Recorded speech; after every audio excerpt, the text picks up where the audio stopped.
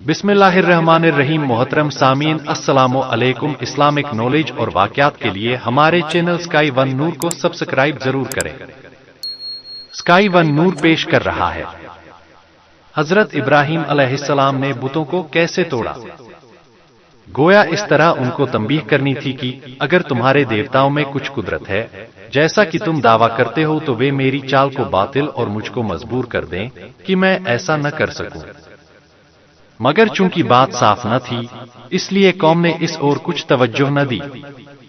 इत्तिफाक की बात यह थी कि करीब ही के जमाने में कौम का एक मजहबी मेला पेश आया। जब सब उसके लिए चलने लगे तो कुछ लोगों ने इब्राहिम से इसरार किया कि वह भी साथ चले। हजरत इब्राहिम अलैहिस्सलाम ने पहले तो इनकार किया, और फिर जब इस तरफ से इसरार बढ़ने लगा तो सितारों की तरफ निगाह उठाई और फरमाने लगे, आज कुछ बीमार सा हूं। चूंकि इब्राहिम की कौम को कवाकिब परस्ती की वजह से तारों में कमाल भी था और एतकाद भी, इसलिए अपने अकीदे के लिहाज से वे यह समझे कि इब्राहिम किसी नह सितारे के बुरे असर में फंसे हुए हैं, और यह सोचकर और किसी तफसील को जाने बगैर वे इब्राहिम को छोड़कर मेला चले गए। अब जबकि सारी कौम, बादशाह, काहिन और मजहबी पेशवा मेले में मसरूफ और शराब व कबाब में मशगूल थे, तो हजरत इब्राहिम ने सोचा कि वक्त आ गया है, अपने अमल के निजाम को पूरा करूं और आंखों से दिखाकर सब पर वाज़ेह कर दूं कि उनके देवताओं की हकीकत क्या है। वह उठे और सबसे बड़े देवता के हैकल, मंदिर में पहुंचे। देखा तो वहां देवताओं के सामने किस्म किस्म के हलवों, फलों, मेवों और मिठाइयों के चढ़ावे रखे थे। इब्राहिम ने तंज भरे लहजे में चुपके चुपके इन मूर्तियों से खिताब करके कहा कि यह सब कुछ मौजूद है, उनको खाते क्यों नहीं। और फिर कहने लगे, मैं बात कर रहा हूं, क्या बात है कि तुम जवाब नहीं देते। और फिर इन सब को तोड़ फोड़ डाला और सबसे बड़े बुत के कांधे पर तीर रखकर वापस चले गए। जब लोग मेले से वापस आए तो हैकल, मंदिर में बुतों का यह हाल पाया। बहुत बिगड़े और एक दूसरे से पूछने लगे कि यह क्या हुआ और किसने किया। इनमें वे भी थे जिनके सामने हजरत इब्राहिम कह चुके थे। उन्होंने फौरन कहा कि यह उस आदमी का काम है जिसका नाम इब्राहिम है, वही हमारे देवताओं का दुश्मन है।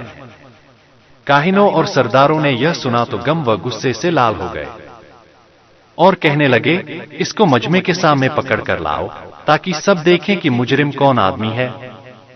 इब्राहिम अलैहिस्सलाम सामने लाए गए तो बड़े रौब व दाव से उन्होंने पूछा, क्यों इब्राहिम, तूने हमारे देवताओं के साथ यह सब कुछ किया है। इब्राहिम ने देखा कि अब वह बेहतरीन मौका आ गया है जिसके लिए मैंने यह तदबीर अख्तियार की।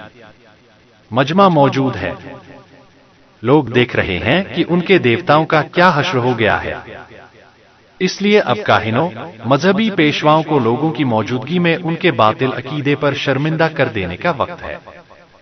तो आम लोगों को आंखों देखते मालूम हो जाए कि आज तक इन देवताओं से मुतालिक जो कुछ हमसे काहिनों और पुजारियों ने कहा था, यह सब उनका मकर व फरेब था। मुझे उनसे कहना चाहिए कि यह सब उस बड़े बुत की कार्रवाई है, उससे मालूम करो। ला महला वे यही जवाब देंगे कि कहीं बुत भी बोलते और बात करते हैं, तब मेरा मतलब हासिल है, और फिर मैं उनके अकीदे की पोल लोगों के सामने खोलकर सही अकीदे की तलकीन कर सकूंगा और बताऊंगा कि किस तरह वे बातिल और गुमराही में मुब्तला है। उस वक्त उन काहिनों और पुजारियों के साथ शर्मिंदगी के सिवा क्या होगा। इसलिए हजरत इब्राहिम ने जवाब दिया, बल्कि इनमें से इस बड़े बुत ने यह किया है। बस अगर ये तुम्हारे देवता बोलते हों तो इनसे मालूम कर लो। इब्राहिम अलैहिस्सलाम की इस यकीनी हुज्जत और दलील का काहिनों और पुजारियों के पास क्या जवाब हो सकता था। वह शर्म से डूबे हुए थे, दिलों में जलील व रुस्वा थे और सोचते थे कि क्या जवाब दें। आम लोग भी आज सब कुछ समझ गए और उन्होंने अपनी आंखों से यह मंजर देख लिया जिसके लिए वे तैयार न थे। यहां तक कि छोटे और बड़े सभी को दिल में इकरार करना पड़ा कि इब्राहिम अलैहिस्सलाम जालिम नहीं है, बल्कि जालिम हम खुद हैं कि ऐसे बेदलील और बातिल अकीदे पर यकीन रखते हैं।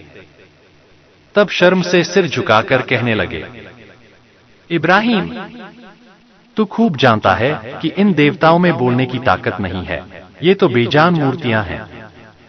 اس طرح حضرت ابراہیم کی حجت و دلیل کامیاب ہوئی، اور دشمنوں نے مان لیا کہ ظالم ہم ہی ہیں، اور ان کو تمام لوگوں کے سامنے زبان سے اقرار کرنا پڑا کہ ہمارے یہ دیوتا جواب دینے اور بولنے کی طاقت نہیں رکھتے، نفع و نقصان کا مالک ہونا دور کی بات ہے۔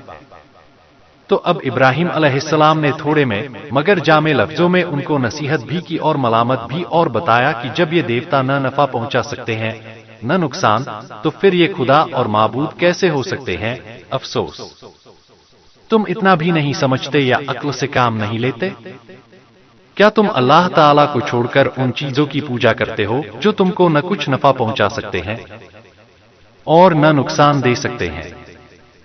تم پر افسوس ہے اور تمہارے ان جھوٹے معبودوں پر بھی جن کو تم اللہ کے سوا پوجتے ہو۔ کیا تم عقل سے کام نہیں لیتے؟ بس وہ سب ہلا کر کے ابراہیم کے گرد جمع ہو گئے۔ ابراہیم نے کہا کہ جن بتوں کو ہاتھ سے گڑھتے ہو انہی کو پھر پوچھتے ہو، اور اصل یہ ہے کہ اللہ تعالیٰ ہی نے تم کو پیدا کیا ہے اور ان کو بھی جن کاموں کو تم کرتے ہو۔ حضرت ابراہیم کے اس واعظ و نصیحت کا اثر یہ ہونا چاہیے تھا کہ تمام قوم اپنے باطل عقیدے سے توبہ کر کے صحیح دین کو اختیار کر لیتی اور ٹیڑھا راستہ چھوڑ کر سیدھے راستے پر چل پڑتی، لیکن دلوں کا ٹیڑھ، نفس کی سرکشی، گھمنڈی ذہنیت اور باطنی خباثت و نیچپن نے اس اور نہ آنے دیا، اور اس کے خلاف ان سب نے ابراہیم علیہ السلام کی عداوت و دشمنی کا نعرہ بلند کر دیا، اور ایک دوسرے سے کہنے لگے کہ اگر دیوتاؤں کی خوشنودی چاہتے ہو تو اس کو اس گستاخی اور مجرمانہ حرکت پر سخت سزا دو اور دہکتی آگ میں جلا ڈالو، تاکہ اس کی تبلیغ و دعوت کا قصہ ہی پاک ہو جائے۔